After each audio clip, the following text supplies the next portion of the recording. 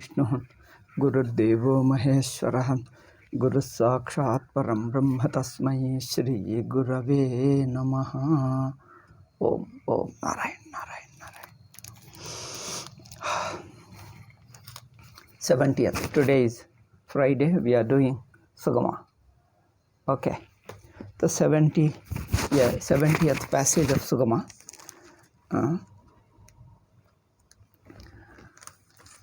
Purvapakshi told that Atmaikatva Vidya Sarve Vedantaha Arabhyante.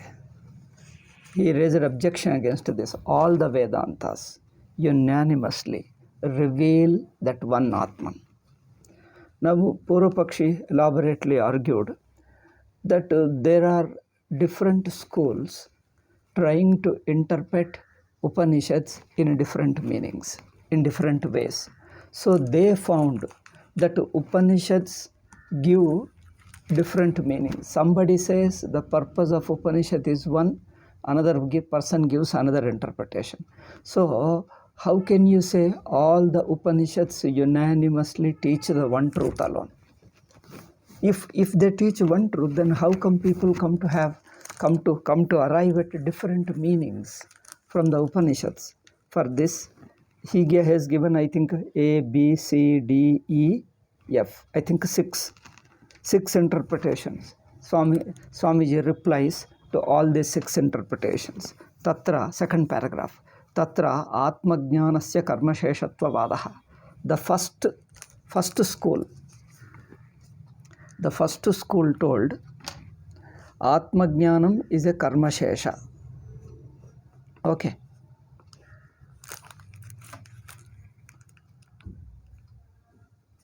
Atmajnana is a Karmashesha. Karmashesha means after knowing the Atman, one does Upasana. Oh, Karmashesha. Atmajnana is Karmashesha means no, it's different. It is a Mimamsaka's interpretation. First interpretation was Mimamsaka's thought that Upanishads are praising the Karta by telling that you are beyond the body, you are Satchidananda Swarupa. All this is not literally true. Their interpretation. Don't take them literally. It only means that a Karta is boosted. Oh, you are so great, you are Brahman, you are Srishtikarta and all that Tattvamasi. All this only means work enthusiastically. Some people say practical Vedanta. This is the practical Vedanta. After studying Vedanta, you work hard because you get a confidence and you work hard. Something like this. This is only, this is a Mimamsaka's Paksha. Shankaracharya has taken it as a Purvapaksha. Vedanta teaches Atma, which is beyond the body, mind and sense organs. By very knowing, you correct your jivatvam, which is a misunderstanding. You correct your very jivatvam, which is a misunderstanding, and come to discover that you are Brahman. By that very discovery, since you are already Brahman, nothing needs to be done. You are just Brahman. You are free from all bondage, time, space, birth and death and all, pain, pleasure and everything. Okay. So this, the Purvamimamsakas do not know. But some people recently also started in the name of practical Vedanta. You study, you come to know you are Brahman and then work for the society. This is similar to Veda. So this is just a misunderstanding, is a gross misunderstanding, childish misunderstanding. Okay. So this objection will be replied in 3rd Adhyaya, 4th Pada. Adhikopadeshat Badarayanasya evan taddarshanat. Here is a sutra. So this Adhyasa Bhashya and the commentary Sugama on it, which we are discussing now, is a part of Brahma Sutra Bhashya, because it is a preface to Brahma Sutra Bhashya. So it is a part of that Brahma Sutra Bhashya. We can say we are discussing Brahma Sutra only. We are part of it. Therefore, in the 3rd Adhyaya, 4th chapter, 8th Sutra is going to come. Adhikopadeshat Badarayana. There we shall refute it. So, Atmajnana is not for praising the Karta. and boosting his confidence and enthusiasm so that he can work better. This is not, Vedanta is not meant for that. Why it is wrong?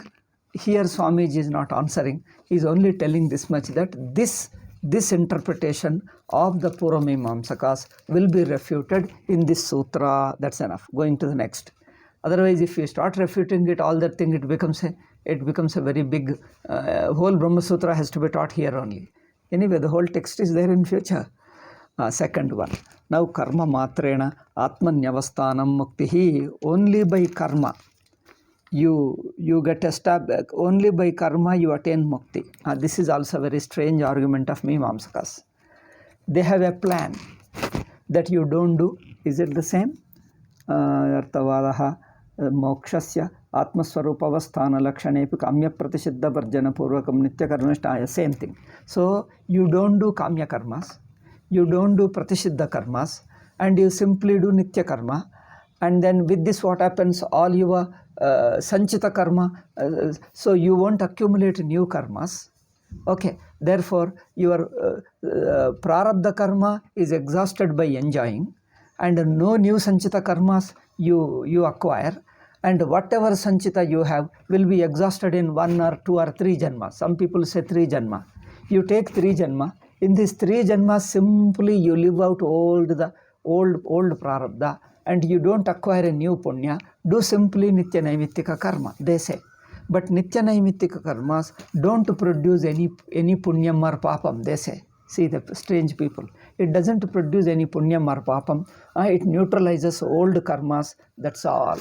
It neutralizes old sanchita karma. It exhausts all sanchita karma, and then prarabdha is exhausted by living, that's all. There is no karma.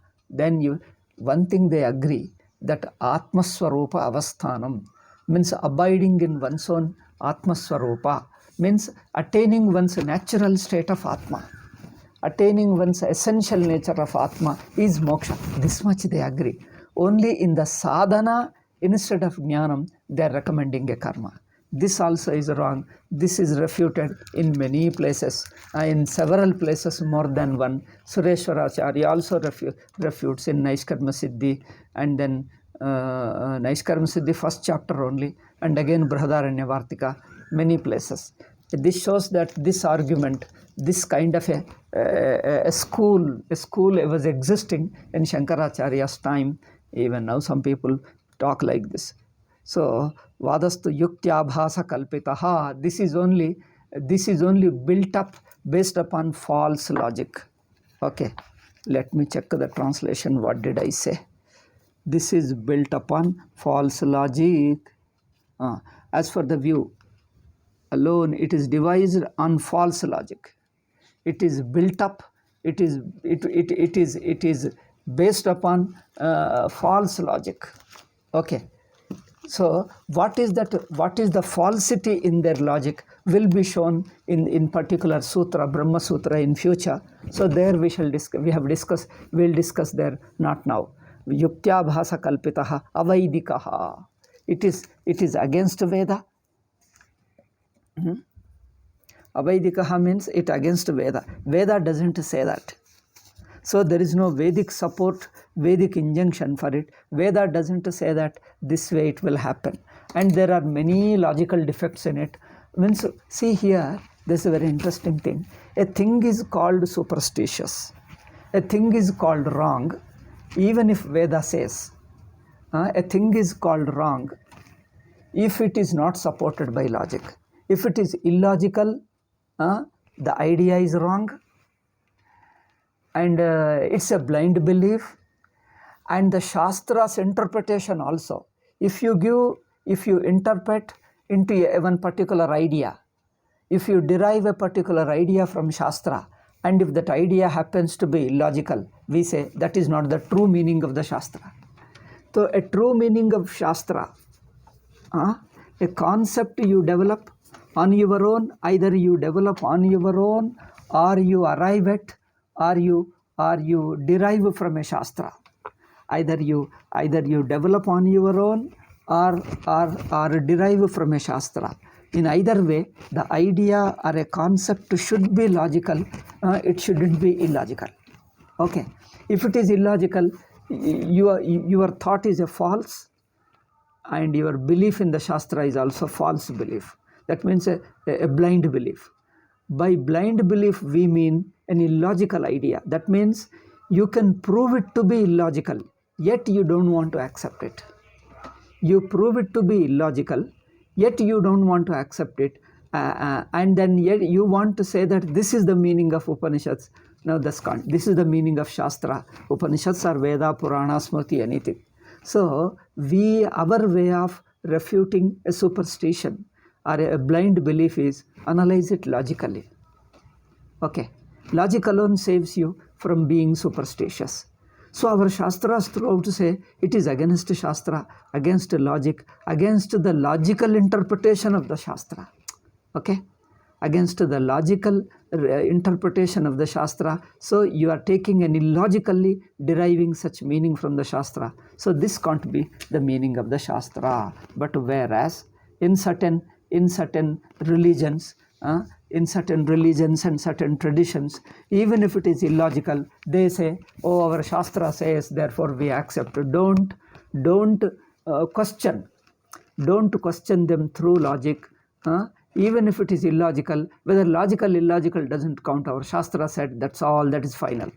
So this is the idea is really dangerous to humanity, and this has caused many destruction, murders all over the world. How much of civilization, population, buildings, people, societies are destroyed, ruined, tortured, enslaved based upon this illogical idea of your concept of God, your concept of prophet, illogical concept of prophet. So and his illogical teaching and illogical behavior. Okay, illogical means inhuman. What else it is? Inhuman behavior. With that, they have done a lot of damage, lot of harm to the world. Okay, therefore, in Hindu Shastras, they first take logic. Logic itself is not an independent evidence to prove something. Logic is not an independent authority. People may question if logic can decide a thing, if logic can arrive at or determine something, then what is the place for Shastra? Revelation, they call it. They call revelation, we call it a Shastra. So what is the place of Shastra then? We say Shastra alone reveals what is beyond our perception and inference, perception and logic. What is beyond perception, sense perception? What is beyond our logic? Shastra alone reveals. We don't deny that. But in our understanding the Shastra, there is a difference. Their understanding of Shastra is, don't question it. Whether it says logical, illogical, take it literally and as it is. That's all, no change.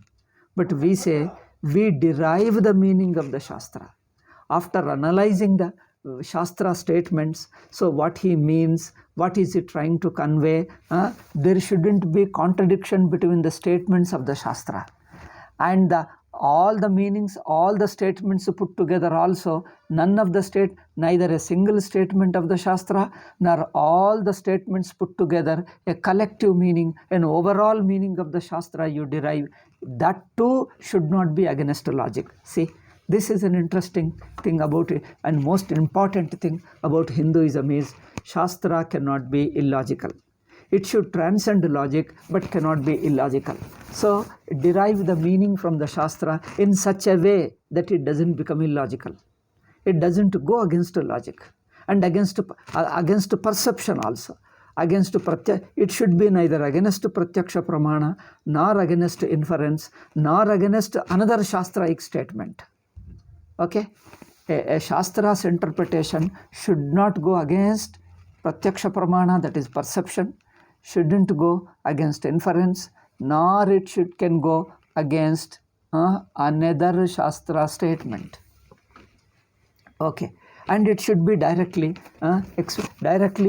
it should be in our experience, which everybody can see. It should be a universal experience.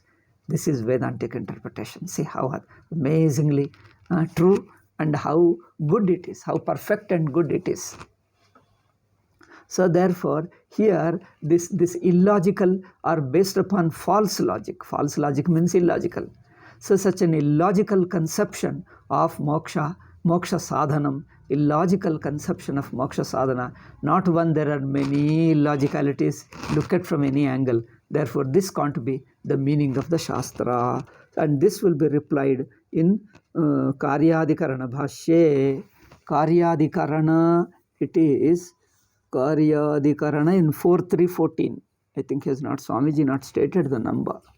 Karyadikarana in 4th Adhyaya, 3rd Pada, 4314. In 4314, Swamiji is going to, Bhashyakara, Shankaracharya himself is going to refute by showing plenty of logical loopholes in it. So therefore, this can't be the meaning, nor can it be accepted as a sadhana for moksha, as a siddhanta for moksha. Okay, third argument. Third argument was upasana vakyanam upasana vidhi paratvepi tad vitiriktannapi brahma vakyani chinmatra vastu parani santiti samanvayadikarana bhashye ubhayalingadhikarana bhashye cha stapayishyate. See, is the third one. अन्येत तेषां सर्वेषु लोकेषु कामचारो भवति इत्यादि श्रुति प्रामाण्यार्थम उपासना संगीतं ज्ञानमप्यस्ति परलोक भोगफलकम्. They say upasana phalam. Upasana rupam jnanam iti vadanti. He says that also upasana vakyanam upasana vidhi paratvepi. So the sentences that teach upasana,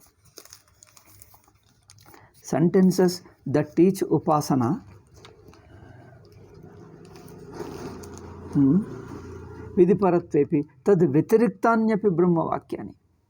Other than upasana vakyas, the sentences that teach upasana, there are other statements which teach vastu tantram jnanam. Okay, chinmatra vastu parani santeti. So therefore, there are two types of sentences that teach an existing fact, another give you a certain general knowledge about something, and based upon the knowledge you imagine, you do upasana. But here, no room for upasana. It reveals the fact directly and you discover that you are already there. Okay, therefore this point is discussed both in Samanvayadikarana, this is the third one. Samanvayadikarana is 114. That is the first Adhyaya, first Pada, fourth. It is a beautiful, in the fourth sutra, the Bhashya that is found on the fourth sutra, beginning, fourth sutra. Fourth sutra from the beginning, that's an elaborate sutra, is an excellent Bhashya. Elaborate Bhashya, it's an excellent Bhashya.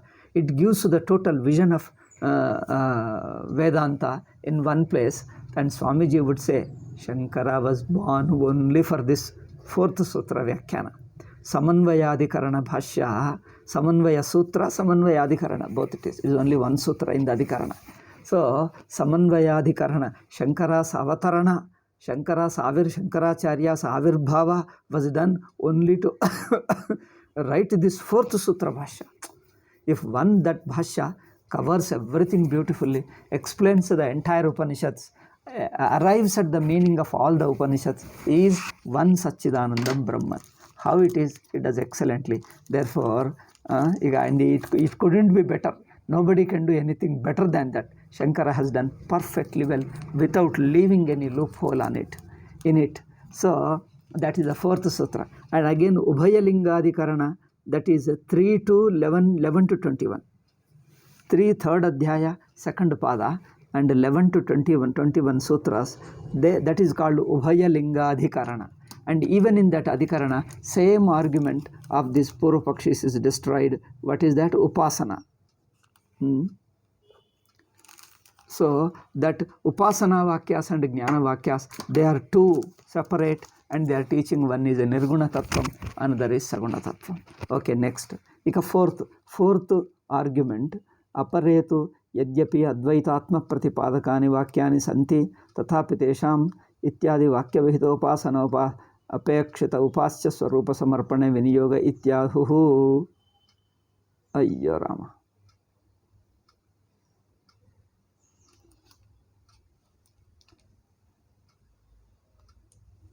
See this earlier, just before that, the third argument, the third paksha, the third view, third siddhanta or third views stated that there is only upasana jnanam alone, jnanam for upasana alone, there is no siddhavastu jnanam at all. Slightly different. Now this present fourth argument, I mean the fourth paksha, fourth view says that there is a siddhavastu jnanam, but after the jnanam you have to do meditation. They say you get a jnanam by listening to shastra and then you do meditation, and then something else that I think prasankhyanavadi, it looks like that. Upasana apekshita sarupa samarpane viniyogaha iti tad upasana deva avidya nivritti. With that upasana, as a result of that upasana, avidya goes away. But upasana cannot remove avidya. Upasana is only an imagination of the mind. Avidya won't go. Only by jnanam alone avidya goes. Avidya can be corrected only by jnanam and not by upasana. And he misunderstood here. So therefore, with upasana it gets corrected. Upasana deva avidya nivritti. With upasana alone, avidya nivritti, avidya gets removed. Sharir and the moksha comes. Sharira patottara kalam kaivalyam va bhavishyati. And the moksha you get it after the death of the body. So this also is wrong. This will be replied where? In the fourth section, Samanvayadhikarana only. In the fourth sutra alone, this will be replied elaborately. Okay. Then next, Swamiji explaining little more. Brahmanascha upasana vidisheshatvopadeshaha. D, is it D? Yes. Brahmanascha. I think I should write this up. 4 already. This is 3. This is 2. This is 1. Okay.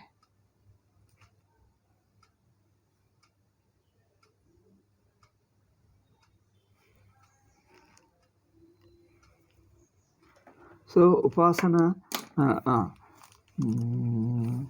vakyanam upasana vidhi paratepi tad no this brahmanascha upasana vidhi sheshatvena upadeshaha. They give you vastu tantram jnanam. After that they do upasana. See, this is a very strange thing again. Iti vadastu ukta adhikarananyayena upasana vakyanam brahma vakyanam cha parthagartya adarshana. The upasana vakya give a knowledge, a different kind of knowledge. Siddhavastu vakya, siddha andre already existing fact. So there are other sentences which reveal an already an existing fact. So in upasana, they don't reveal you existing fact. They reveal a nature of Brahman with certain qualities which you have to do meditate and then realize them and experience them. And after the death of the body, you reach there. It is not self-existing fact. It is something which is yet to be produced as a result of upasana. Therefore, the knowledge useful for upasana, knowledge assisting upasana, facilitating upasana is different from the knowledge of a self-existing fact. So jnanam means knowledge of a self-existing fact. Upasana means it gives rise to knowledge, and that knowledge is going to take you. Knowledge means here is upasana. It's going to take you to a particular loka after the death of the body. Okay.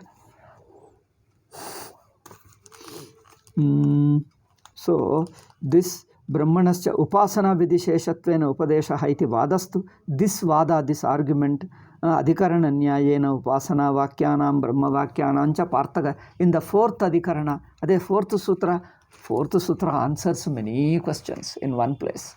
So fourth sutra teaches that upasana vakyas are different, siddhavastu jnanam is different, self-existing fact.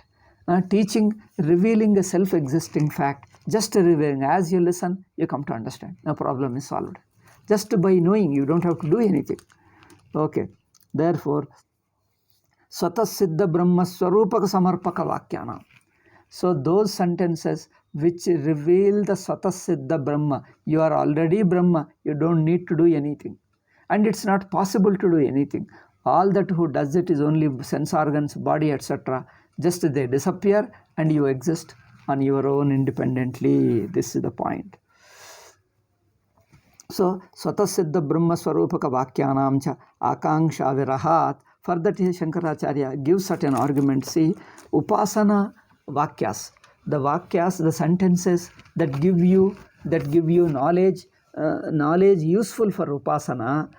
As soon as you gain the knowledge, nothing will happen. You won't get any result. You have to do a lot of Upasana. As a result of Upasana, you get some phalam. But here, in Jnanakanda, whereas Siddha Brahma Swarupa Samarkapa Vakyana, as they reveal, once you understand what they reveal, the self-existing fact, all the doubts and desires disappear. All the doubts and desires disappear. You discover that you are already free. Therefore, Jnana Vakyam instantly liberates you as it reveals, as it gives you, as it generates the knowledge. With the help of the knowledge, you get liberated. It means that the knowledge it generates is about already an existing fact. That means it only teaches you, awakens you to the fact that you are already liberated. It doesn't liberate you, note it. The Jnanam, Jnanakanda Jnanam, Upanishad Jnanam don't liberate you. They teach you how you are already liberated, and that I am helping you to discover it. I am helping you to discover how you are already liberated. On the discovery, you are free. You know that you are already free. So Jnanam reveals an existing fact, and the fact shows that you are already liberated. In that fact of you, it is a fact of you and your real nature, your essential nature. Once you discover, you become free, eternally free, because you are timeless. Your very existing, your Sakshi Swarupam is timeless. Therefore, this fourth argument is also refuted like this in the fourth sutra only. Here we have touched a little, but more will be discussed in the fourth sutra. Okay. I don't know why I'm feeling sleepy. Due to my new tablet, I have changed the tablet. Bah. I've taken sufficient rest, but still sleepy. Tablet not now. Took in the evening yesterday. Night yesterday's tablet affecting even now. It's a very strange tablet. Ayurvedic tablet. Allopathy is very horrible. So only take Ayurveda only. So Satasiddha Brahma Swarupa Samarpaka Vakyanam cha Anyakangsha Virahat. See, Upasana Vakyas, when they reveal Brahman, that Brahman is like this. As you know, your enthusiasm, your desire arises to find it. You will meditate on it. Whole life you will meditate, and you may have experience of it. Yet, still your jignasa, your desire keeps on pushing you, pressurizing you. Therefore, after the death of the body, you travel. You travel from Bhuloka. How many lokas you have to cross? It's not that the death of the body, instantly you attain Brahmaloka. No, it's not instantly. You can't go to Brahmaloka instantly as soon as you leave the body and you are with Brahmaloka. No, you have to travel. It's a long path of many lokas. The path is very discussed in various Upanishads in Chandogya, Brihadaranyaka and Kaushitaki.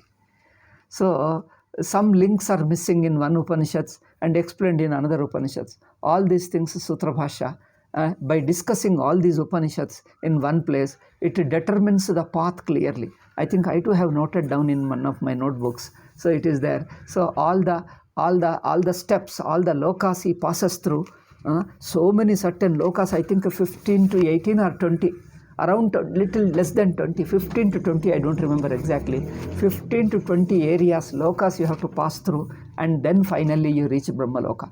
After reaching Brahmaloka, also within the loka there is a lot of travel, so that you will reach the inner part, inner building and the central building of Brahmadeva or Vaikuntha, whatever you take it, or Kailasa. After reaching the central building, then building is also such a huge building, then you have to reach his inner chamber where the Vishnu lives.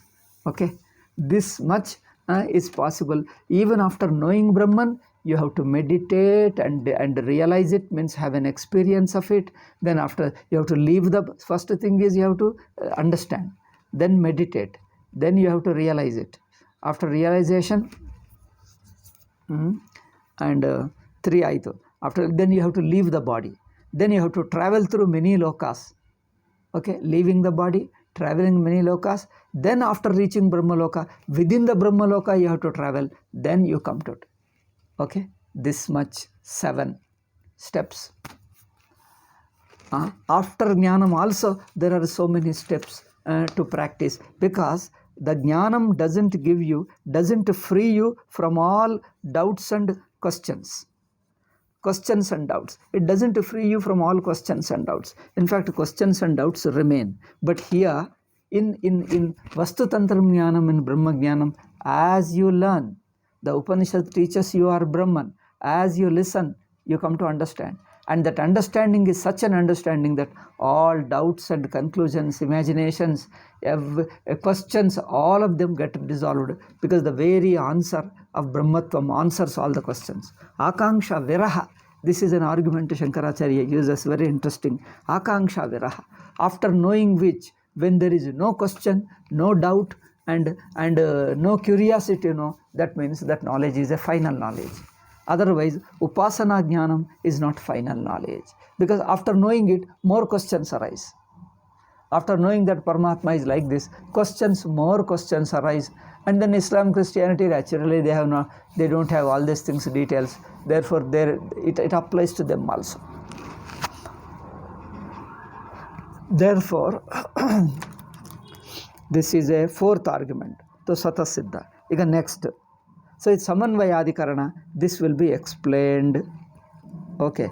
In Samanvayadikarana Bhashya 114.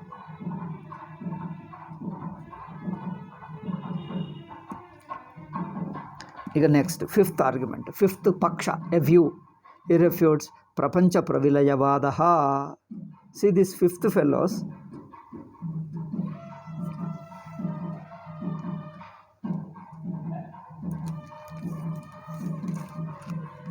After knowing Brahman, also some sadhana is left out.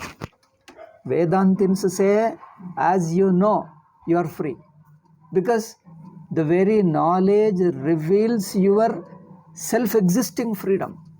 It is already ever-existing freedom. You are already free, it reveals. Once you know, you are already free. It's not that you gain knowledge and as a result of the knowledge, you come to have freedom.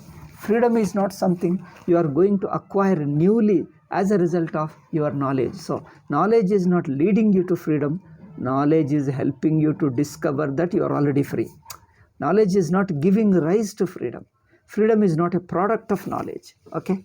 Freedom is not something which is acquired or which is produced as a result of gaining jnanam. Okay? See the difference. So the jnanam reveals an existing fact. The fact is ever free. Atma is ever free. And this fact, we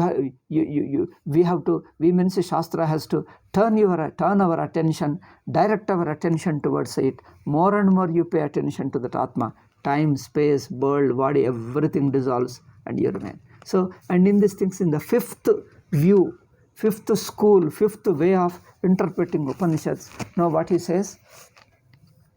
Where is the 5th one? Prapancha Pravilayavadaha. After knowing that you are Brahman, in order to attain Advaita, see, you know that you are Brahman, but still Advaita has not happened, then you have to burn away the world. Pralaya means you have to pralina. The world has to be destroyed, then only you will get Advaita. Otherwise, the world is coming in the way of Advaita. Does a reflection in a mirror comes in the way of mirror being the one. Mirror being the only one. For the mirror being the only one, does this idea